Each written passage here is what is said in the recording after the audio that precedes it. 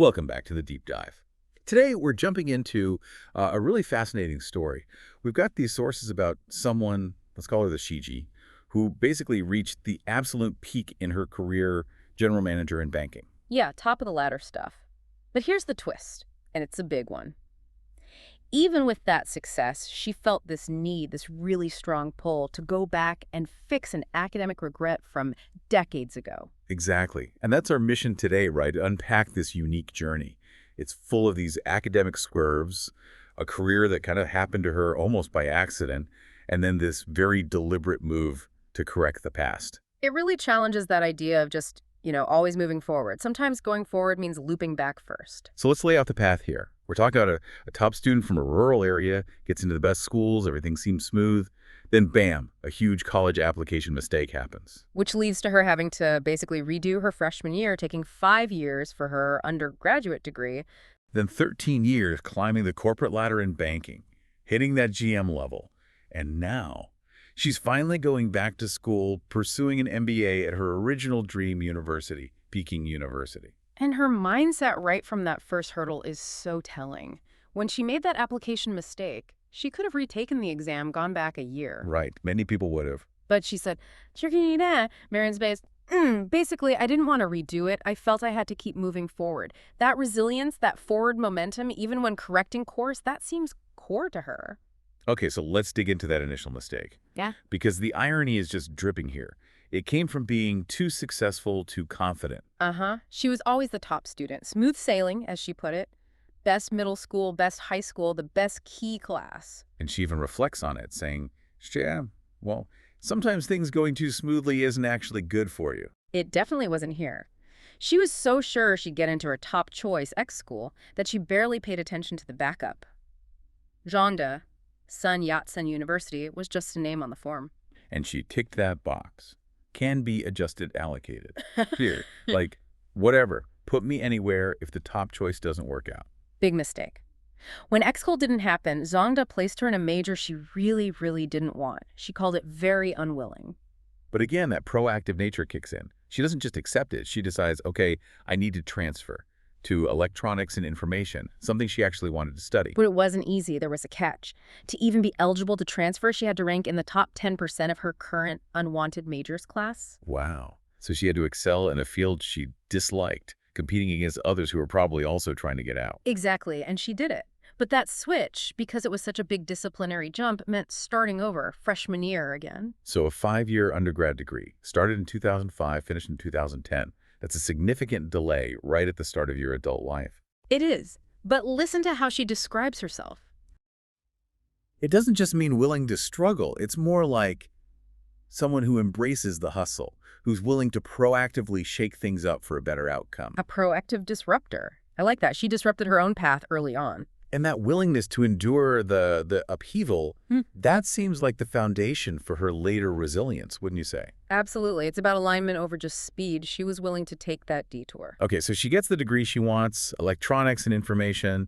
The plan is clearly tech, right? Huawei, maybe other big communication firms. That was the goal. But, well, fate or just plain bad luck had other ideas. First up, Huawei. She applied, but didn't even get an interview. Why? Get this. She picked the wrong professional field from a drop-down menu on the online application.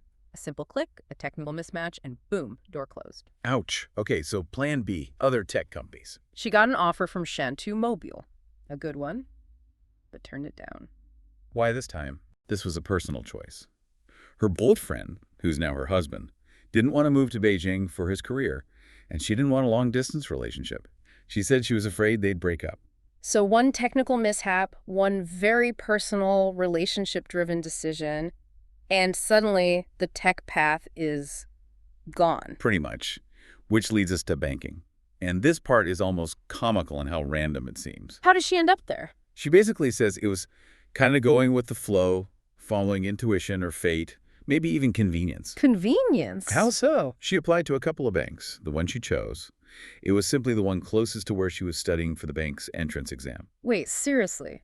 13 years, rising to general manager, all started because the building was conveniently located for exam prep. Sounds crazy, right? It sort of flies in the face of all that strategic career planning we hear about. It really does. But maybe the initial entry point isn't always the most strategic thing. Maybe it's what you do after you get in. Well, that's exactly her point later on.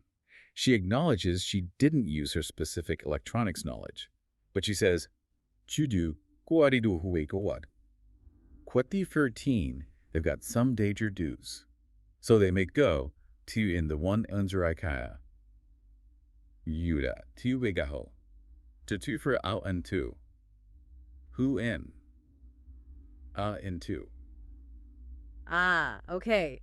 So even though I didn't work in my major, the logical thinking it taught me was actually really useful. Precisely. That's the key takeaway here. The way her engineering degree trained her to think was more valuable than the specific subject matter. Makes sense. She talks about problem decomposition thinking, breaking down big issues, and skills you absolutely need in management, regardless of the industry, banking, tech, whatever. Right. So that technical training, even though she didn't become an engineer, gave her this core toolkit for tackling complex work.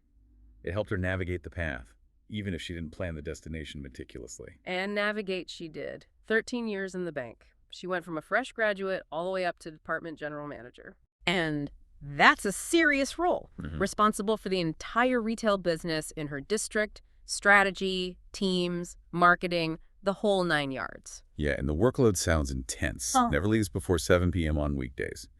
But the compensation is up there, she says, comparable to senior IT engineers in Guangzhou. So, high pressure, high reward. And it seems she was quite strategic within the bank, even if getting there was accidental. She mentions choosing core departments. Right, she got that advice from a senior student back in university. AC, go for the core stuff. So what does core mean in her banking context? What departments are we talking about? She lists a few. Corporate investment and financing, personal finance, which is where she landed, dealing with retail strategy, financial accounting, and asset liability management. Okay, so basically the departments that handle the main flow of money and strategy, where the real business happens. Exactly. Not the peripheral stuff. She aimed for the engine room. And now, even at the GM level, she's not planning to stay put. Consistent with her proactive disruptor personality. Yep. She wants to cross departments, try new things. She believes chekeo herpo. Crossing boundaries creates more unique outcomes. She's always looking for that next challenge, that next disruption, which makes her final move, the MBA, so interesting because it feels like looking backward and forward at the same time. Totally. Because despite all this success, this forward momentum, that old regret was still there. We asked her the time machine question. Go back, change one thing. And it wasn't rejecting Shanada Mobile or the Huawei application mix-up? Nope.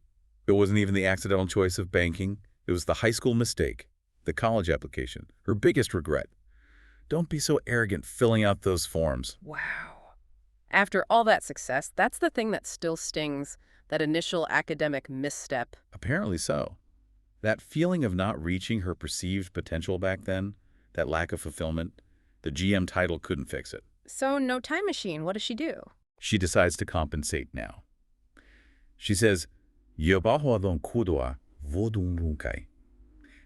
basically, because I regret what happened then, I can think about taking actions now to make up for it. Your regret as fuel. That's powerful. So the MBA isn't just about career advancement. It seems much deeper. It's about rounding out the dream, as the source puts it.